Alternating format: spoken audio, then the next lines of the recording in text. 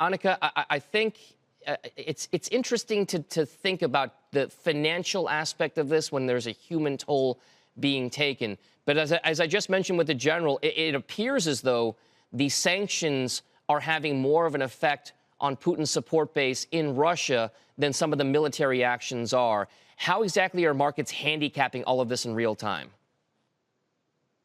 Yeah, I mean, it's indeed very challenging and sort of mentally confusing to rip apart what's happening from a human perspective and how should one consider that from a financial markets perspective. And I think we need to do two things to answer your question. We need to zoom out and remember what was the state of macroeconomics globally, the state of financial markets prior to this. And we also need to zoom out into previous geopolitical tension events going all the way back to, World War II and how have markets behaved.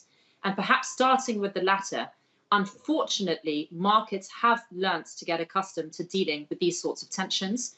You do see it tends to be a knee-jerk effect in terms of equity risk premia, which does tend to dwindle down over 3 to 6 weeks after the initial hit. And markets do tend to go back to the macroeconomic environment that they were dealing with prior. So, to deal with the first point that I had mentioned, let's zoom out. Where were we? I mean, let's remember, zooming all the way out, we had the shortest, steepest recession in history triggered by COVID. That was handled with a remarkable, uncharted, unfathomable response, monetary and fiscally. That led us into a reflation regime, which was growth acceleration, inflation acceleration. We were hoping to benefit from a Goldilocks regime afterwards, which is growth acceleration with an inflation deceleration.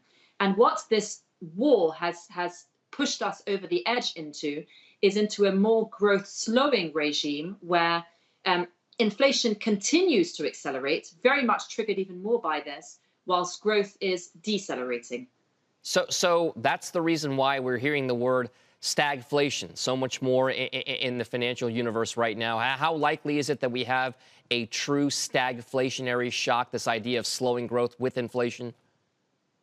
Yeah, so there's 2 points of that, the growth and the inflation indeed. Let's start off with the inflation. Many pundits were wondering, this extremely hawkish Fed, are they going to change course because of what is going on? And quite frankly, the Fed is putting themselves out there. The labor market is strong enough. Financial conditions are not severe enough thus far for them to change their course with regards to being hawkish. And what this war has done is turbocharged the inflation problem. Just looking at a sort of moderate impact of what we're seeing so far, we think it's very realistic for oil prices to be up 20–25%. It could even be double of that as things get more severe. So from an inflationary perspective, the Fed is very, very much busy with getting this under control. Sure. Whether it's a 50 bips, whether it's a 25 bips, they need to do that. From a growth perspective, we should also remember, the amazing tailwind that we get economically from global economies reopening.